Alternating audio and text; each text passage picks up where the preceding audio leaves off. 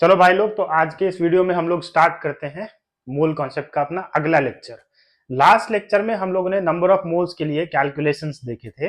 Number of moles को कैसे calculate करते हैं, एक 3 फॉर्मूले हमने देखे थे और उस पे छोटे छोटे क्वेश्चंस हमने करे थे। बट आज इस क्वेश्चन के थ्रू हम लोग का ये पूरा कॉन्सेप्ट ही क्लियर हो जाएगा।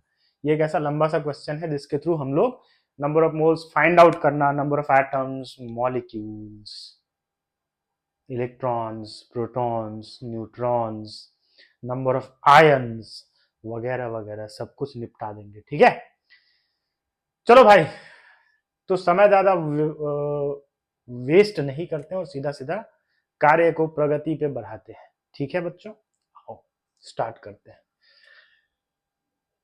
पहले देख लेते हैं रिकॉर्डवा तो हो रहा है ना भाई। सही है, रिकॉर्ड हो रहा है। ओके, चलिए तो देखते हैं। क्वेश्चन है for 5 kg of calcium carbonate. कितना? 5 किलो दे दिया है भाई। 5 किलो कैल्शियम कार्बोनेट तो दे दिया, लेकिन अपने को ग्राम में चाहिए होता है। किस में चाहिए होता है? ग्राम में। तभी तो अपन मोल्स निकालेंगे भाई। Number of moles of calcium carbonate, number of moles of calcium carbonate क्या फॉर्मूला होगा? Given mass, given mass upon molar mass, given mass upon molar mass. भाई मास कितना दे रखा है? 5 किलो दे रखा है सर जी। 5 किलो मतलब कितना ग्राम हो गया? 5000 ग्राम हो गया। और इसका मोलर मास कितना होता है भाई कैल्शियम कार्बोनेट का? ऐड करो, करवाया था लास्ट क्लास में, तो 100 आएगा। ऐड कर लेना, 100 आएगा। तो ये कितना आ गया भाई? 2020 तो मर गया, 50 मोल आ गया। कितना आ गया? 50 मोल्स आ गए। कितने मोल्स आ गए? 50 मोल्स आ गए। किसके मोल्स आ गए? कैल्शियम कार्बोनेट के मोल्स आ गए। कैल्शियम कार्बोनेट के कितने मोल्स आ गए बच्चों? 50 मोल्स। तो पहला तो हो गया, 50 मोल आ गया। अब बोल रहा है नंबर ऑफ मॉलिक्यूल्स। तो नंबर ऑफ मॉलिक्यूल्स के लिए अपन क्या करेंगे भाई? नंबर ऑफ मॉलिक्यूल्स के लिए अपन क्या करेंगे? नंबर ऑफ मॉलिक्यूल्स, सिंपल सा बात है। एक मोल में कितना मॉलिक्यूल होता है? एक मोल में कितना मॉलिक्यूल होता है? सही पकड़े हैं, Na के इक्वल होता है। कितना होता है? Na, एवोगैड्रो नंबर के इक्वल। तो भाई 2 मोल में कितना होगा? 2Na। 3 मोल में कितना होगा? 3Na। 4 मोल में कितना होगा? 4Na। 10 मोल में कितना होगा? 10Na। 50 मोल में कितना होगा? 50Na। कितना मोल है? 50। तो नंबर ऑफ मॉलिक्यूल्स कितना होगा? क्योंकि कैल्शियम कार्बोनेट क्या है? मॉलिक्यूल है। तो नंबर ऑफ मॉलिक्यूल्स कितना होगा भाई? सर 50 Na होगा। Na को मल्टीप्लाई मत करो, टाइम वेस्ट होगा फालतू में। अब Na डाल के और मल्टीप्लाई करेंगे, बहुत टाइम वेस्ट होगा। तो सीधा इसको हम क्या लिखेंगे? 50Na। यूजुअली जो क्वेश्चंस आते हैं उसमें Na के टर्म्स में ही रहता है। ठीक है, तो नंबर ऑफ मॉलिक्यूल्स भी आ गया। अब बोला नंबर ऑफ कैल्शियम एटम्स कितने होंगे? भाई वाह, एक बात बताओ, एक कैल्शियम कार्बोनेट के मॉलिक्यूल के अंदर कितना कैल्शियम है? एक मॉलिक्यूल में कितना कैल्शियम है? एक है। तो जितना मॉलिक्यूल होगा उतना ही कैल्शियम का एटम होगा कि नहीं? बोलो, सिंपल सा बात है भाई। नाक एक इंसान के पास एक ही है, तो 100 इंसान के पास 100 ही होगा। तुम बोलोगे सर इधर इधर नहीं, नाक तो एक ही है ना। तो 100 इंसान के पास 100 नाक होगा। तो सिंपल सा बात है, 50 यानी के पास 50 यानी होगा। तो भाई नंबर ऑफ कैल्शियम एटम्स कितने आ जाएंगे? ये भी आ जाएगा 50 यानी। इसी प्रकार कार्बन कितना होगा भाई? एक कैल्शियम कार्बोनेट में कितना कार्बन है? एक है। इसका मतलब नंबर ऑफ कार्बन एटम्स कितने आएंगे? ये भी 50 यानी आएगा। अच्छा, ये भी हो गया यार। एक ऑक्सीजन की बात हो रही है, एक मॉलिक्यूल में कितना ऑक्सीजन है? यहाँ पे 3 है। तो अगर एक मॉलिक्यूल में 3 है तो 50 Na में कितना होगा? इंटू 3। तो नंबर ऑफ ऑक्सीजन एटम्स कितने आ जाएंगे? 50 Na इंटू 3 यानी कि 150 Na, यानी कि 150 Na। Yes, very good. Oxygen atoms भी आ गए। तुमसे ये भी पूछा जा सकता है टोटल नंबर ऑफ एटम्स बताओ। कितने टोटल नंबर्स ऑफ एटम? तो 150 Na, 50 Na, 50 Na ऐड कर दोगे तो 250 Na आ जाएगा। ठीक है, सही है। टोटल नंबर ऑफ इलेक्ट्रॉन्स कितने होंगे? टोटल नंबर ऑफ इलेक्ट्रॉन्स कितने होंगे। अगर तुम एक मॉलिक्यूल के अंदर कितने इलेक्ट्रॉन्स है इस चीज को फाइंड आउट कर सकते हो तो तुम नंबर ऑफ मॉलिक्यूल्स से मल्टीप्लाई कर देना, टोटल इलेक्ट्रॉन आ जाएगा। बात तो आसानी है ना भाई। एक मॉलिक्यूल में कितना इलेक्ट्रॉन है ये अगर मैं काउंट कर लूं, एक मॉलिक्यूल में कितना प्रोटॉन है अगर मैं ये काउंट कर लूं, एक मॉलिक्यूल में कितना न्यूट्रॉन है अगर मैं काउंट कर लूं, तो मैं नंबर ऑफ मॉलिक्यूल्स को मल्टीप्लाई कर दूंगा उससे, तो टोटल इलेक्ट्रॉन्स, टोटल प्रोटॉन्स और टोटल न्यूट्रॉन्स आ जाएंगे। कोई ऐसा रॉकेट साइंस इसके अंदर नहीं है। तो यहां तक आई होप आप लोगों को समझ आया। अब हम लोग आते हैं इलेक्ट्रॉन प्रोटॉन न्यूट्रॉन की कैलकुलेशन। इसको थोड़ा स्क्रॉल करते हैं ऊपर। देखिए, नंबर ऑफ इलेक्ट्रॉन्स या प्रोटॉन्स, ये ऑब्लिक का मतलब या प्रोटॉन्स लिख रहा हूं, in one molecule of calcium carbonate. अब मैंने इलेक्ट्रॉन या प्रोटॉन क्यों लिखा, क्योंकि दोनों का वैल्यू सेम आएगा। बोलो क्यों, बोलो क्यों?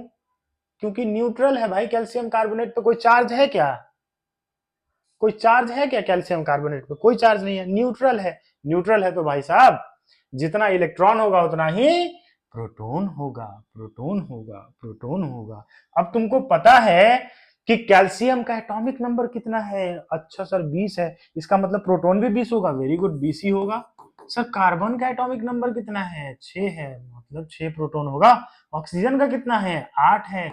8 इंटू 3 इज 24, दोनों को ऐड करो, 24 प्लस 6 इज 30 प्लस 20 इज 50। इसका मतलब एक मॉलिक्यूल में कितने इलेक्ट्रॉन्स आ रहे हैं? 50।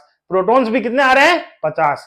और न्यूट्रॉन फाइंड आउट करने का सिंपल तरीका है, एटॉमिक मास में से, मतलब इसका जो भी मास आएगा मॉलिक्यूलर मास, उसमें से नंबर ऑफ प्रोटॉन सब्ट्रैक्ट कर दो, क्योंकि मास क्या होता है? Protons plus neutrons.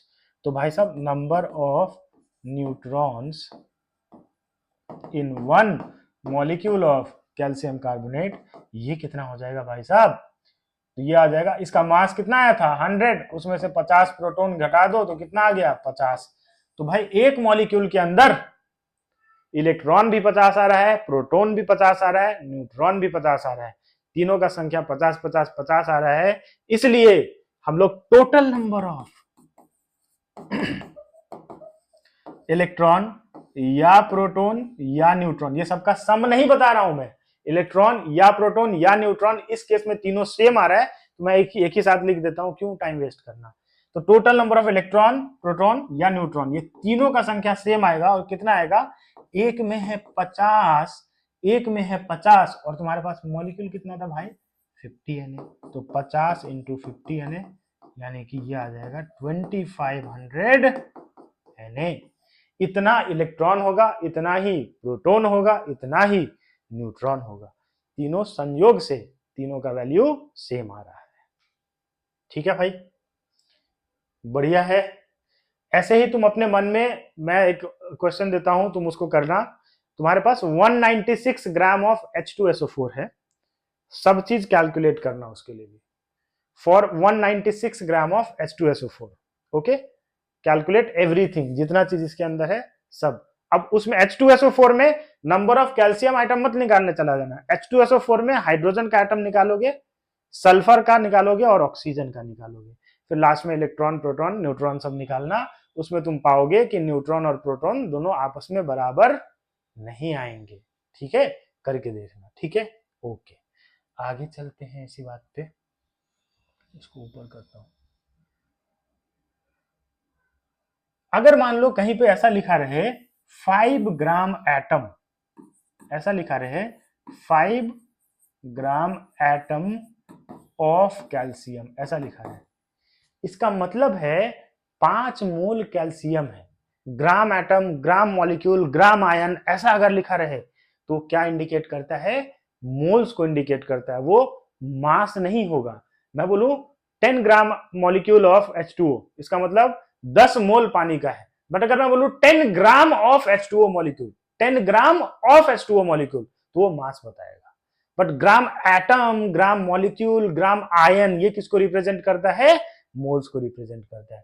5 gram atom of calcium का मतलब है 5 मोल्स ऑफ कैल्शियम। बट अगर मैं लिख दूं 5 ग्राम ऑफ कैल्शियम एटम, इसका मतलब क्या है कि मास इसका कितना दे रखा है, 5 ग्राम। ये मास दे रखा है और ये मोल्स दे रखा है।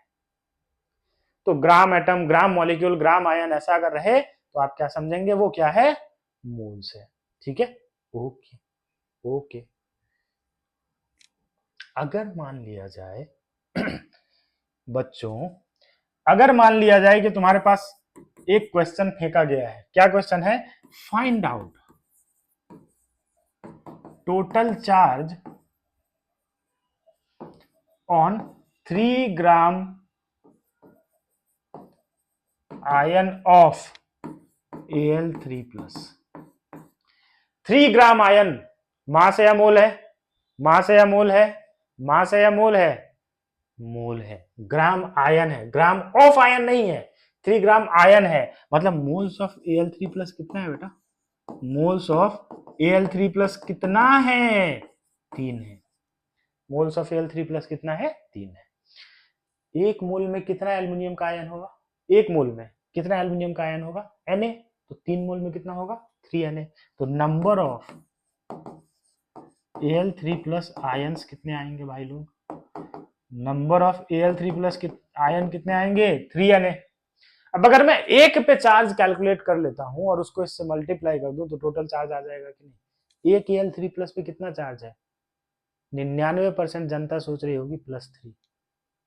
एक Al3+ पे कितना चार्ज है, 99% जनता सोच रही होगी +3, जबकि ऐसा नहीं है, +3E आएगा। अब ये क्या बोल दिया सर आपने, क्या बोल दिया, जो मनाते हो सर बोलते रहते हो, ऐसे थोड़ी चलता है। देख, अगर मैं Al3+ की बात करूं, इसका मैं चार्ज निकालना चाहूँ, charge on 1 ion of Al3+। भाई देख, चार्ज किसके वजह से आता है, इलेक्ट्रॉन प्रोटॉन की वजह से, न्यूट्रॉन की वजह से तो चार्ज आता नहीं है। एल्यूमिनियम का एटॉमिक नंबर कितना है बताओ तो, 13। 13 एटॉमिक नंबर है, मतलब इसके पास प्रोटॉन कितना है, 13 है। और 3+ चार्ज है, तो इसमें इलेक्ट्रॉन कितना होगा, देखो न्यूट्रल होता तो इलेक्ट्रॉन भी 13 ही होता, बट इसमें से 3 इलेक्ट्रॉन निकाल लिया गया, तभी तो 3+ चार्ज है। 3 इलेक्ट्रॉन तुमने निकाल लिया तो इलेक्ट्रॉन इसके पास 10 ही होगा, और प्रोटॉन कितना है, 13 है। तो भाई 10 इलेक्ट्रॉन 10 प्रोटॉन एक दूसरे को बैलेंस कर दिया, क्योंकि इलेक्ट्रॉन का चार्ज होता है -1.6 इंटू 10⁻⁻19 कूलम, प्रोटॉन का चार्ज होता है +1.6 इंटू 10⁻⁻19 कूलम। इसी को हम लोगों ने बोला था कि इलेक्ट्रॉन का चार्ज हम लोग -e कूलम लेते हैं, e का वैल्यू है 1.6 इंटू 10⁻⁻19 कूलम। तो हम लोग क्या बोलेंगे कि इलेक्ट्रॉन का चार्ज है -e और प्रोटॉन का चार्ज है +e। तो भाई साहब, अगर यहाँ पे 13 प्रोटॉन है और 10 इलेक्ट्रॉन है, तो एक पे चार्ज कितना आएगा, +3e कूलम आएगा कि नहीं, ये बताओ। ये बात डाइजेस्ट हुआ कि नहीं, कैसे +3e, 13 प्रोटॉन है 10 इलेक्ट्रॉन है, 3 प्रोटॉन एक्स्ट्रा बच गया, इसलिए 3 प्रोटॉन का चार्ज होगा +3e कूलम। ये एक आयन का चार्ज है भाई, कितने का, एक आयन का। कितना आयन है बे, 3Na, कुछ नहीं, मल्टीप्लाई कर दो, टोटल चार्ज कितना आ गया, टोटल चार्ज कितना आ गया, 3Na इंटू 3e कूलम, ये आ जाएगा 9Na कूलम। ये एक ऐसा टॉपिक है जिससे अभी तक सवाल नहीं आया है और बहुत संभावना है इससे सवाल आने की। मैं हर साल बच्चों को ये बोलता हूँ, बट अभी तक आया नहीं है सवाल इससे। तो अब इससे अगर मान लो तुमने ये क्वेश्चन नहीं किया होता तो तुम इसका +3 ले लेते और +3 से मल्टीप्लाई ई लिखते ही नहीं, तुम्हारा आंसर गलत आ जाता। बतवा समझे, समझे भाई, चलो बहुत अच्छा, ऐसे ही समझते रहो, कार्य को आगे बढ़ाते हैं। ठीक, अगर किसी प्रश्न के अंदर तुमसे मोल्स कैलकुलेट करने के लिए दे दे अलग अलग चीज, मान लो बोला 5.6 ml है STP पे, तो उसको क्या करोगे, लीटर में चेंज कर लेना, 5.6 इंटू 10⁻³ डिवाइडेड बाई 22.4, वैसे करेंगे। ठीक है, प्रैक्टिस करो क्वेश्चंस को, मैं DPP डाल दूंगा यार। एक्चुअली क्या है, व्हाट्सएप चैनल हम लोगों ने बनाया है, व्हाट्सएप चैनल पे कुछ अपलोड ही नहीं होता PDF वगैरह, तो अपना टेलीग्राम चैनल बनाना पड़ेगा, फालतू का व्हाट्सएप चैनल बना लिया। मेरे को पता ही नहीं था, ऑनेस्टली पूछो तो भाई, मुझे नहीं पता था, किसी बच्चे ने बोला सर व्हाट्सएप चैनल बना लो, मैंने बना दिया। नाउ आई नो कि उस पे तो कोई पीडीएफ वगैरह डॉक्यूमेंट अपलोड होता नहीं है, तो सीधा सीधा अपन अब टेलीग्राम चैनल बनाएंगे और सारा कार्यक्रम हम लोग टेलीग्राम चैनल पे करेंगे। आइसोमेरिज्म का भी पीडीएफ अपलोड करना था बट नहीं हो पाया, तो हम लोग करेंगे टेलीग्राम चैनल पे। टेलीग्राम चैनल बनाता हूं मैं आज, फिर मैं लिंक विंक डाल दूंगा वीडियो में, तुम लोग अपना ज्वाइन कर लेना और वहीं पे पीडीएफ वीडीएफ शेयर कर दिया करूंगा। ठीक है भाई, चलिए आगे चलते हैं। परसेंटेज कॉम्पोजिशन क्या है? परसेंटेज कॉम्पोजिशन क्या है? कुछ नहीं है, एकदम सिंपल चीज, हलवा है, हलवा, हलवा चीज है भाई। परसेंटेज कॉम्पोजिशन होता है कि भाई खुद का mass by total mass into 100, मतलब जिसका परसेंटेज कॉम्पोजिशन फाइंड आउट करना है उसका mass upon total mass, total mass मतलब मॉलिक्यूलर मास इनटू 100, बस। क्या हो गया ये? अच्छा, चकमा दे रहा है भाई, चकमा दे रहा है। देखो, percentage composition is mass of the element in the compound, जिस एलिमेंट का परसेंटेज कॉम्पोजिशन निकालना है उसका मास बाय मोलर मास मतलब टोटल मास इनटू 100। जैसे मान लो मैं सिंपल सा क्वेश्चन लेता हूं, राइट, कि we have CaCO3 calcium carbonate. अब जीवन इसमें आसान होगा क्योंकि इसका मोलर मास कितना होता है 100, है ना। इजी क्वेश्चन मैं कर देता हूँ, टफ तुम लोग, टफ क्या ही होगा, मतलब इसमें बेसिक बात पता होना चाहिए। तो अगर मुझे इसके अंदर परसेंटेज कॉम्पोजिशन ऑफ कैल्शियम निकालना है, फाइंड आउट करना है, कैल्शियम का मास कितना होता है प्यारे बच्चों? 40 होता है सर। 40 डिवाइडेड बाय 100 इंटू 100, 100 की मौत हो गई, 40% आ गया। परसेंटेज कॉम्पोजिशन ऑफ कार्बन कितना होगा? कार्बन का मास 12, 12 बाय 100, 100 इंटू 100, ये आ गया 12%। कितना आ गया? 12%। और तीसरा ऑक्सीजन है, उसको तुम इन दोनों को जोड़ के और 100 में से घटा दो, उससे भी आ जाएगा, बट डायरेक्ट भी कर सकते हैं। Percentage composition of oxygen, 3 oxygen है, एक का मास होता है 16, 3 का मास होगा 48, 48 डिवाइडेड बाय 100 इंटू 100, ये आ गया 48%। यही है परसेंटेज कॉम्पोजिशन। ठीक है भाई साहब, इसमें ज्यादा वक्त वेस्ट नहीं करेंगे, फर्जी चीज है, बस पढ़ना था तो बता दिया। ठीक, easy peasy lemon squeezy, it's very easy. अब आते हैं एम्पेरिकल फॉर्मूला, ये इस लेक्चर का मोस्ट इंपॉर्टेंट टॉपिक। देखिए, एम्पेरिकल फॉर्मूला क्या होता है? It is the simplest whole number ratio of various atoms present in a compound. ये सब छोड़ो, सिंपल चीज समझो। एम्पेरिकल फॉर्मूला होता है भाई simplest form of any molecular formula. कोई भी मॉलिक्यूलर फॉर्मूला है उसमें से जो भी कॉमन फैक्टर है उसको हटा दो, बाकी जो बच गया वही तुम्हारा क्या है? Empirical form. जैसे मान लो मेरे पास ग्लूकोज है, कौन है? ग्लूकोज। ग्लूकोज क्या है? C6H12O6। इसमें से कॉमन फैक्टर क्या है? इसको मैं ऐसा लिख सकता हूं, CH2O होल 6 लिख सकता हूं क्या? ये 6 जो है ये इसका कॉमन फैक्टर है, तो ये ग्लूकोज का मॉलिक्यूलर फॉर्मूला है। ये कौन सा फॉर्मूला है भाई? मॉलिक्यूलर फॉर्मूला है। अब इसमें से मैं 6 हटा दूं तो इसका एम्पेरिकल फॉर्मूला क्या आ जाएगा? CH2O। ये एम्पेरिकल फॉर्मूला पूरा ही लिख देता हूं, चलो, एम्पेरिकल फॉर्मूला ऑफ ग्लूकोज। ठीक है। अब जैसे पानी है, पानी का मॉलिक्यूलर फॉर्मूला है H2O, उसमें कोई कॉमन फैक्टर नहीं है तो उसका एम्पेरिकल फॉर्मूला भी क्या आ जाएगा? H2O। CO2 का मॉलिक्यूलर फॉर्मूला, एम्पेरिकल फॉर्मूला, दोनों क्या आएगा? CO2 ही आएगा, कार्बन डाइऑक्साइड का। ठीक है, बट तुमसे सवाल ये थोड़ी पूछेगा कि मॉलिक्यूलर फॉर्मूला देके पूछेगा बताओ एम्पेरिकल फॉर्मूला क्या है, ये थोड़ी पूछेगा। इसका एक प्रोसेस होता है एम्पेरिकल फॉर्मूला फाइंड आउट करने का। तुमको परसेंटेज कॉम्पोजिशन या परसेंटेज एबंडेंस दिया रहेगा, ठीक, और तुमको बोलेगा भाई फाइंड आउट करो इसका एम्पेरिकल फॉर्मूला क्या है। तो हम लोग प्रश्न के थ्रू इसको समझेंगे। ठीक है, आइए छाप लीजिए पहले तो।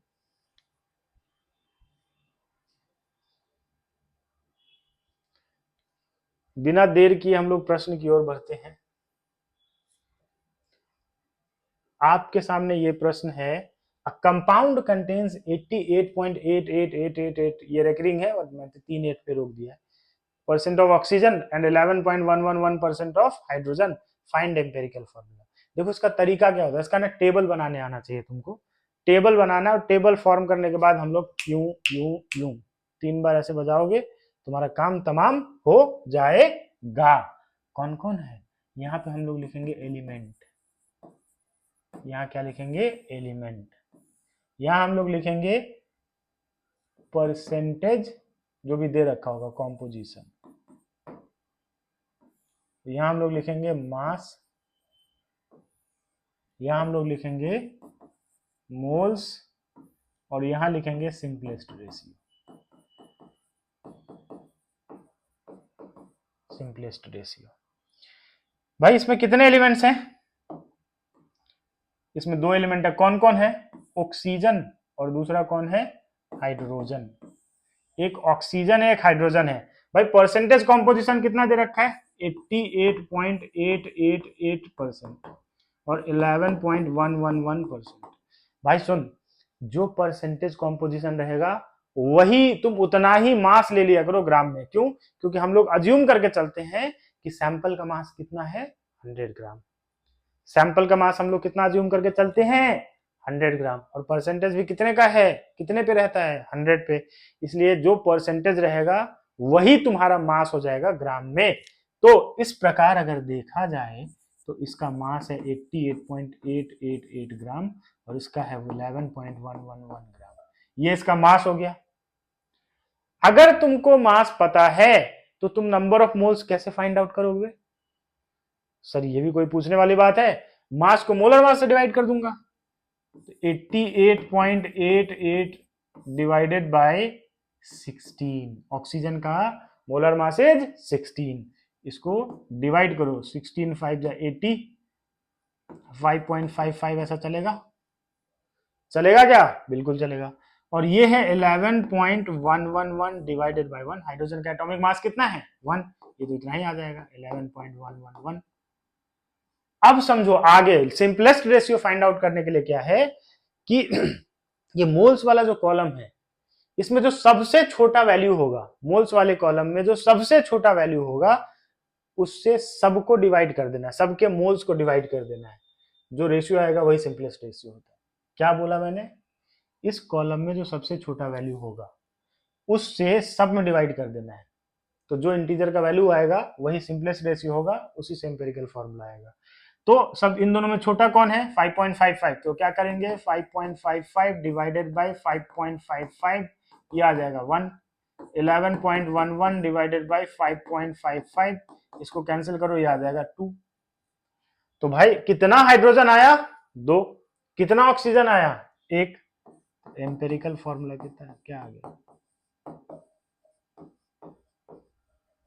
एम्पिरिकल फॉर्मूला क्या आ गया 2 हाइड्रोजन 1 ऑक्सीजन H2, खत्म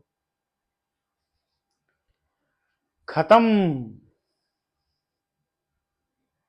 समझा क्या, आई होप आप लोगों को समझ आ गया होगा, ये इसका तरीका है। अगर मान लो परसेंटेज कॉम्पोजिशन की जगह पे, सुनना सब ध्यान से सुनना, अगर मान लो परसेंटेज कॉम्पोजिशन के जगह पे ये इस क्वेश्चन के अंदर मास डायरेक्ट दे दिया होता तब तो तुम्हारा जीवन और आसान हो जाता, सीधा मास है मोलर मास से डिवाइड करो, मोल्स आ गया, मोल्स में सबसे छोटा है उससे सब में डिवाइड करो। किसी में एक का मास दे देता दूसरे का नंबर ऑफ पार्टिकल्स दे देता, तो दूसरा फॉर्मूला मोल का क्या है number of particle by Avogadro number. हमको अल्टीमेटली क्या चाहिए, हमको अल्टीमेटली तो मोल्स ही चाहिए ना यार। अब वो मोल में भाई मास बाय मोलर मास से निकालूं या मैं given number of particles bye Avogadro number से फाइंड आउट करूं या वॉल्यूम इन लीटर बाय 22.4 से फाइंड आउट करूं, इस तीनों में से कुछ भी लगा के अगर मैं फाइंड आउट करना चाहूं तो भाई वो तो आएगा मोल ही ना। तो अगर मान ले वॉल्यूम एट एसटीपी दे दे किसी का, उससे भी मोल फाइंड आउट कर सकते हैं।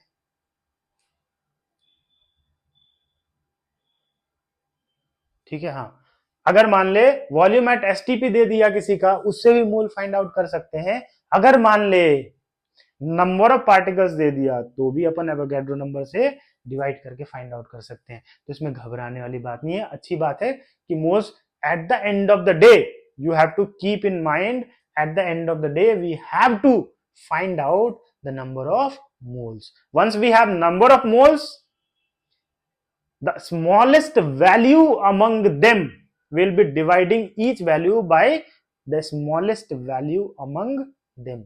उसके बाद जो रेशियो आएगा that will be your simplest ratio, and based upon that you can directly find out empirical formula. Once you have empirical formula, you can find out the molecular formula as well. How? For that you will be given an extra information. For that you will be given the molecular mass. Right? If you have empirical formula, with the help of empirical formula you can find out empirical mass. इसका empirical mass कितना होगा? 2 hydrogen 1 oxygen, 2 + 16 18 आएगा. अगर मान लो इसका molecular mass भी 18 दिया हुआ होता क्वेश्चन के अंदर, तो इसका मॉलिक्यूलर फॉर्मूला भी H2O ही आता कि नहीं? क्योंकि उसमें कॉमन फैक्टर आता 1.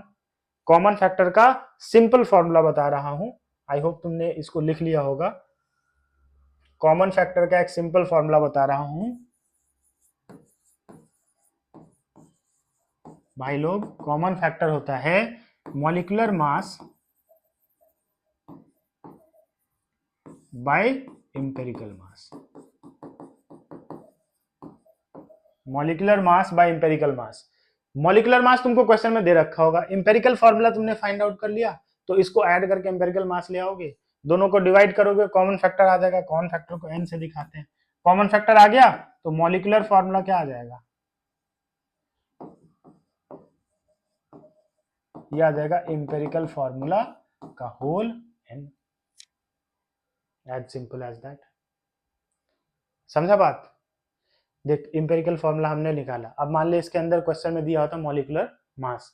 एम्पिरिकल फॉर्मूला से एम्पिरिकल मास आ गया 18, और मॉलिक्यूलर मास अगर मान लो कि मॉलिक्यूलर मास दिया होता 36, तो n का वैल्यू कितना आता? 36/18 कर दे 2 आता.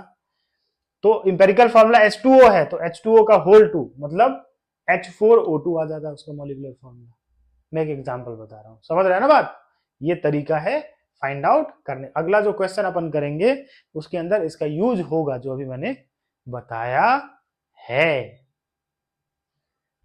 जरा देखें तो क्या क्वेश्चन है.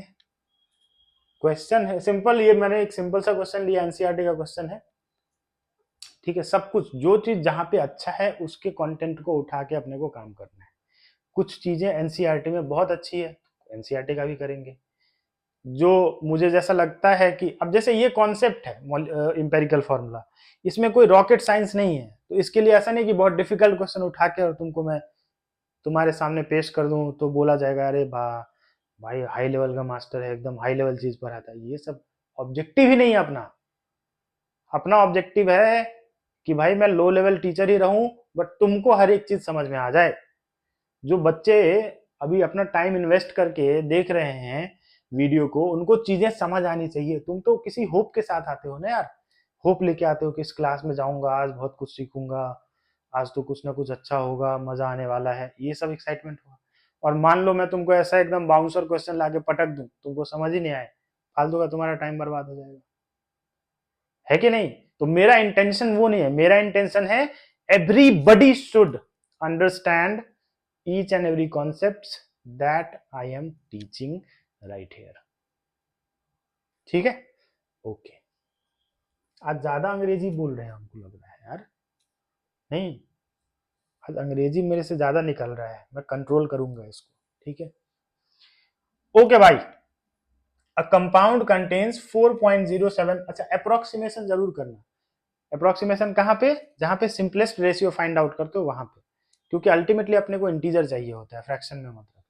मतलब कहीं कहीं पे फ्रैक्शन भी आएगा, बट अल्टीमेटली अपने को इंटीजर अगर आसपास है, अब मान लो ऐसा आ जाए 4.005, 4.01 इस टाइप से, तो उसको 4 ले लेना है. तो देखो, a compound contains 4.07% hydrogen, 24.27% carbon and 71.65% chlorine. अब देखो इसमें इसका मॉलिक्यूलर मास दे रखा है, तो बोला what are its empirical and molecular formula. तो इसमें दोनों चीज यूज होगा. देखो, पहले तो हम लोग टेबल बनाएंगे. ई फॉर एलिमेंट, एलिफेंट नहीं, एलिमेंट. इधर अपना है परसेंटेज कॉम्पोजिशन, इधर अपना है मास, इधर अपना है मोल्स, और इधर अपना है सिंपलेस्ट रेशियो SR। कौन कौन एलिमेंट है भाई? हाइड्रोजन है, कार्बन है और क्लोरीन है। तीनों का टेबल बना दिया भाई साहब। हाइड्रोजन है 4.07%, मतलब 4.07 ग्राम। कार्बन है 24.27%, यानी 24.27 ग्राम। और क्लोरीन है 71.65%, यानी कि 71.65 ग्राम। मोल्स क्या होगा? 4.07 डिवाइडेड बाय 1, ये 4.07 ही आ गया, क्योंकि हाइड्रोजन का एटॉमिक मास कितना है? 1 है, तो 1 से डिवाइड कर दिया। 24.27 डिवाइडेड बाय 12, क्योंकि कार्बन का मास है 12। 2 से डिवाइड कर दो, 2 पॉइंट कितना आएगा ये? 2.04 मान लो, ठीक है, 2.04। अब आ जाओ 2.02 आएगा वैसे, 12 दूना 24, तो 2.02 आएगा, बट चलो 2.04 भी लिख दिया तो कुछ ऐसा फर्क नहीं पड़ेगा, 2.02 आएगा वैसे। अब ये क्या आएगा? 71.65 डिवाइडेड बाय 35.5। क्लोरीन का एटॉमिक मास कितना है? 35.5। अब इसको डिवाइड करो, ये भी लगभग 2 पॉइंट कुछ कुछ आएगा। मान लो इसको भी 2.02 लिख देते हैं, क्योंकि सर 35 इंटू 2 70, 35.5 इंटू 2 इज 71, 71 से थोड़ा ज्यादा है तो 2.02 लिख दिया, ठीक है, कोई दिक्कत नहीं है। वैसे भी अल्टीमेटली अपने को अप्रोक्सीमेशन लेके इंटीजर वैल्यू ही लिखना है। अब भाई इसमें सबसे छोटा कौन है? इन दो, यही दोनों छोटा है, कोई भी एक पकड़ लो, ठीक, क्योंकि ये हमने अप्रोक्सीमेट वैल्यू सब लास्ट में लिखा है, तो आप इसको 2 भी ले सकते हैं, ये आपके ऊपर है, ठीक। तो 4/2 ये कितना आ गया भाई? 2। 2/2 ये कितना आ गया? 1। 2/2 ये भी कितना आ गया? 1। ये अप्रोक्सीमेशन तुम कर सकते हो, है ना, यहाँ पे जो है, क्योंकि सिंपलेस्ट रेशियो को अपने को इंटीजर में रखना है। तो भाई अगर ऐसा है तो कितना हाइड्रोजन है? 2। कितना कार्बन है? 1। कितना क्लोरीन है? 1। इसका मतलब इसका इंपेरिकल फॉर्मूला क्या आ गया? इसका स्क्रीनशॉट ले लो पहले तो। इसका इंपेरिकल फॉर्मूला कितना आ गया? इसका इंपेरिकल फॉर्मूला आ गया क्या? CH2Cl। एक कार्बन, 2 हाइड्रोजन और 1 क्लोरीन, CH2Cl इसका इंपेरिकल फॉर्मूला आ गया। अच्छा सर, इंपेरिकल फॉर्मूला आ गया, मॉलिक्यूलर फॉर्मूला निकालना सिखाओ। देखो भाई, एक बात बताओ, इसका मास क्या होगा यार? इंपेरिकल मास क्या आ रहा है?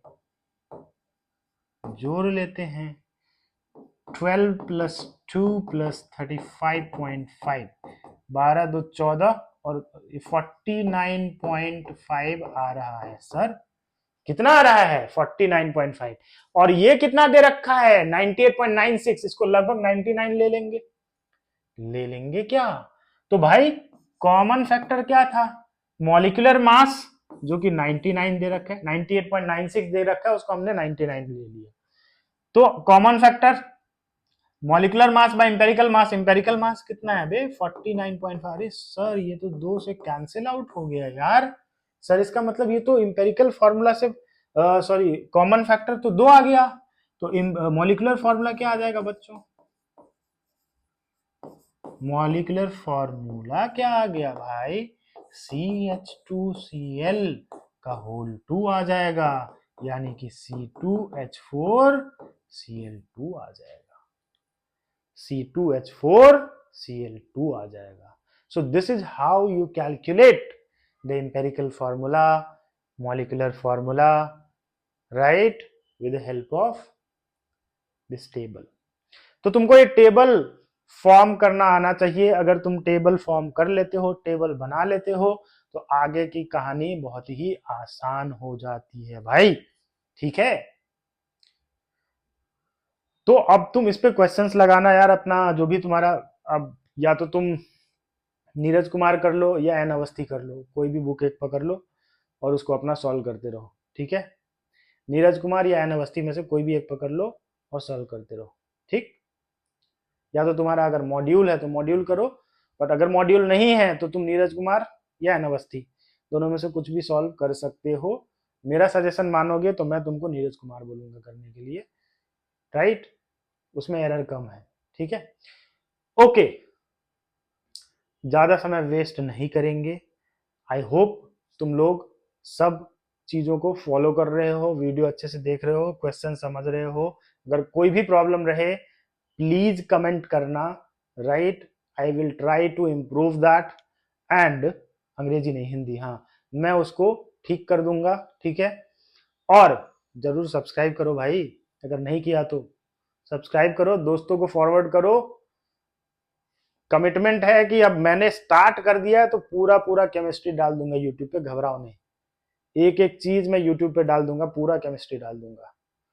ये मेरा चैलेंज, ये मेरा वादा रहा तुमसे।